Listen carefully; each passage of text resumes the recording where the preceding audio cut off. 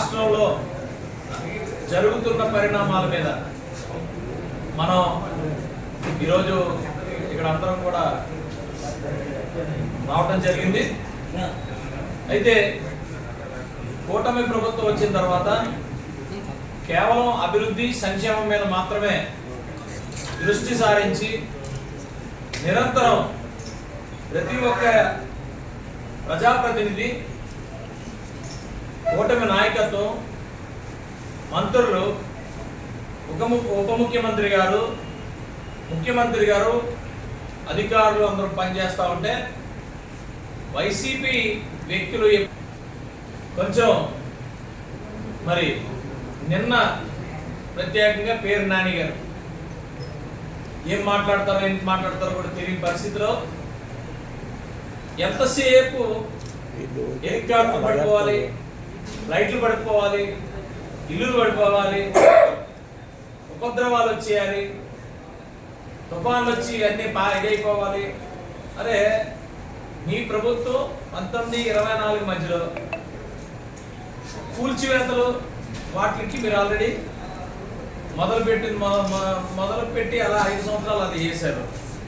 ఈరోజు ముఖ్యమంత్రి గారిది, ఉప ముఖ్యమంత్రి గారిది, లోకేష్ గారి ఫ్లైట్లు కానీ హెలికాప్టర్లు కానీ పడిపోవాలి అని అంటే ఏంటి మీ శాపనార్థాలు అని అడుగుతాం.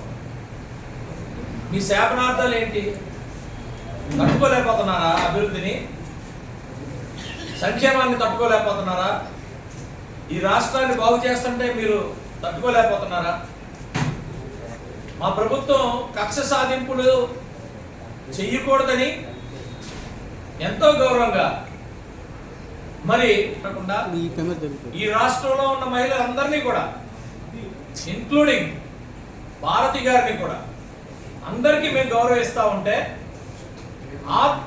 దీంట్లోనే ఆ పరిణామాల్లోనే పేరు నాని గారు మీ భార్య గారిని కూడా ఎక్కడ కూడా ఇబ్బంది పెట్టద్దు, మహిళల్ని ఇబ్బంది పెట్టద్దు, రాజకీయం ఉంటే రాజకీయం, నాయకుడు చూసుకుంటాం అని సాక్షాత్తు ముఖ్యమంత్రి గారు చంద్రబాబు నాయుడు గారు చెప్పి ఒక మంచి వాతావరణాన్ని రాష్ట్రంలోని నెలకొల్పితే మరి మీరేం చేస్తున్నారు?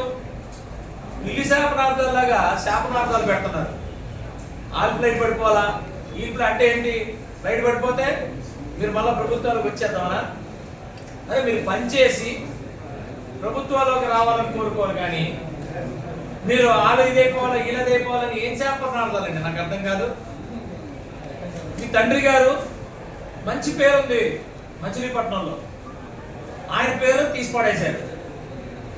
అక్కడ చాలా మంది మాట్లాడుకుంటుంటారు, మీ కొడుకు నేను సరిగ్గా చూడక, ఇవన్నీ చూసుకోండి ముందు, అంతేగాని మీరు శాపనార్థాలు పెట్టడం ఏంటి? ఇది పద్ధతి కాదు.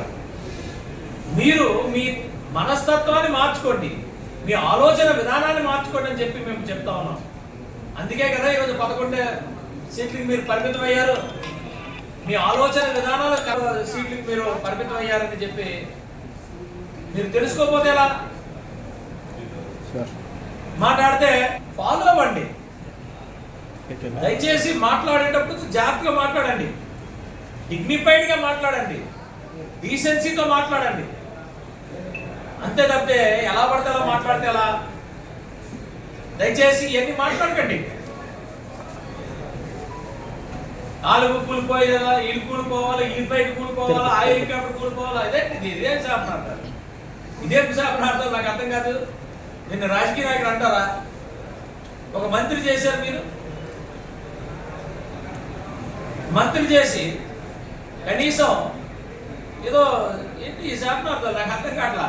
ఒక డిగ్నిటీ ఉండాలి కదా. ఎలాంటి వాళ్ళు మిమ్మల్ని మంత్రులు చేశారు?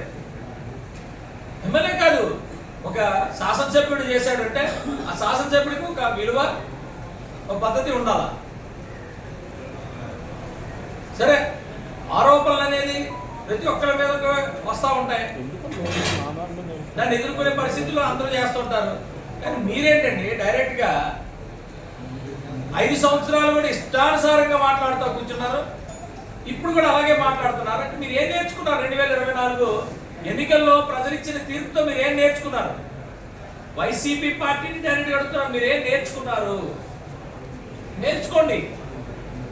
అపోజిషన్ స్టేటస్ వస్తే మీరు కూర్చుని ఉంటే అపోజిషన్ పార్టీ కూర్చోవాలి, రావాలి పార్టీ అసెంబ్లీకి. రారు, అసెంబ్లీలో మాట్లాడడం నేర్చుకోవాలి.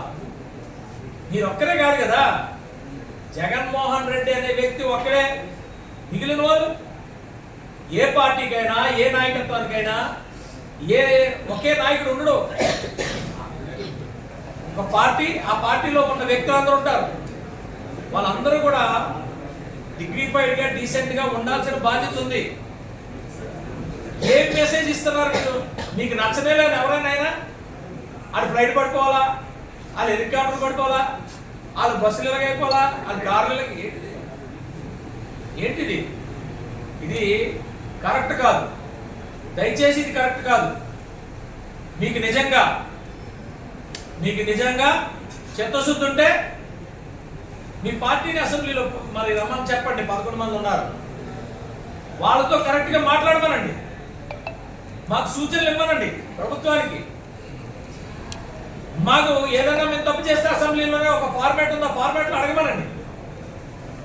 ప్రతిరోజు మీ తమాషా ప్రకారంగా మీ పార్టీకి 2 క్వశ్చన్లు వస్తాయి. వేస్తున్నారు కానీ ఆ క్వశ్చన్లు లిస్ట్ అవుతుంటే అడిగితే అక్కడ మనిషి కనబడట్లా. ఎందుకు కనబడట్లేదు? మీరేమన్నా బయట ఏం మాట్లాడతారు మీ నాయకుడు? మాకు మైక్ ఎందుకు ఇవ్వరండి? 0 అవర్ ఉంటుంది, క్వశ్చన్ అవర్ ఉంటుంది, చర్చ్ ఉంటుంది, స్పెషల్ చర్చ్ ఉంటుంది, అన్నీ ఉంటాయి కదా అసెంబ్లీ ఫార్మాట్లో. అక్కడ మానేసి బయట మాట్లాడతారు. మాట్లాడే ప్రతి మాట శాపనార్థాలు పెడుతుంటారు. మీ కడుపు మంట దేనికని అడుగుతున్నా? మీ కడుపు మంట దేనికి? ఎవడు పచ్చగొండకూడదా ఈ రాష్ట్రంలో? దానికా మీ కడుపు మంట? ఎవడు బాగా చేయలేడా? చేసుకోకూడదా? ఈ రాష్ట్రం బాగుపడకూడదా? బాగుపడితే మీ కడుపు మంట. ఇందుకే ఈ మనస్తత్వంతో ఉన్నారు కాబట్టే మిమ్మల్ని 11కి పరిమితం చేశారు. ఆ రోజే మేము చెప్పాం, ఒక్క ఓటు ఒక్క సీటు అన్న సీట్లు ఆకొని సీట్లే లేకుండా ఉండవేస్తారు. ప్రజలు ఎప్పుడు మనం ప్రయాణం చేయాలి, మనం ప్రజలకు నిజాయితీ ఉండాలా, రాజ్యాంగబద్ధంగా ఉండాలా, ప్రజాస్వామ్యబద్ధంగా ఉండాలా. మనం మాట్లాడే ప్రతి మాట కూడా రేపటి తరాలు చూస్తాయి, వాళ్ళకి మెసేజ్ ఇచ్చినట్టు ఉంటుంది. అది మీరు గమనించాలి. ఎందుకు కంగారు అని అడుగుతున్నా. నెక్స్ట్ మేమే వచ్చేసి ఇవన్నీ కూడా మీ ఇప్పుడు వరకు ఏదైతే అగ్రిమెంట్లు చేసుకున్నారో, ఇండస్ట్రీస్ వచ్చాయి, అందరినీ తోసేస్తాం బయటికి. ఏంటివి? ప్రజల కోసం పనిచేద్దాం. ఇప్పటికీ కూడా చెప్తున్నాం, ప్రజల కోసం ఒక నిర్ణయాత్మకమైన, ఒక నిర్మాణాత్మకమైన పని చేసుకుందాం. ఈ రాష్ట్రం కోసం ఒక డిగ్నిటీతో. మీ శారెడ్డి గారు హెలికాప్టర్ కూలిపోయిందని తప్పండి. ఇవన్నీ తప్పు. ఇది అన్ని తప్పు. దయచేసి ఇప్పుడు కూడా మీ అందరికి క్లియర్గా చెప్తున్నా, మీ శాపనార్థాలకి మీ మంత్రాలకి చింతకాయలు రాలో.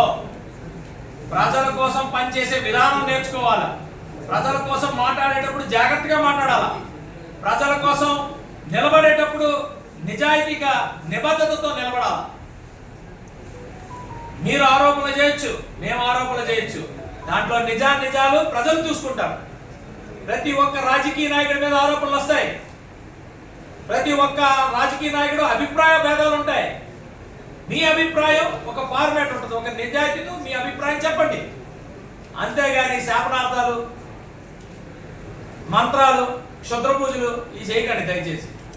దానివల్ల చింతకాయలు కూడా రాలో. విశాఖపట్నాన్ని గూగుల్ ప్రపంచవ్యాప్తంగా విశాఖపట్నాన్ని ఐడెంటిఫై చేశారు బెస్ట్ సిటీ అని. కాబట్టి మేము ఇక్కడికి వస్తామన్నారు, మనం ఆహ్వానించాం. కాబట్టి ఆయన ఇంకా కనపడలేదు. ఉత్తరాంధ్ర నాయకుడు, మా అందరికీ ఉత్తరాంధ్ర నాయకులందరికీ, అన్ని పార్టీల వ్యక్తుల్లో అందరికీ సీనియర్ అతను. ఆయన మేము గౌరవిస్తాం. ఆయనకి కొంచెం చూసి అన్న బొత్స సత్యనారాయణ గారు మన ఉత్తరాంధ్రాన్ని, మన విశాఖపట్నాన్ని ప్రపంచవ్యాప్తంగా ఉన్న గూగుల్ సెంటర్ ఐడెంటిఫై చేసింది, దయచేసి మీరు గౌరవించండి.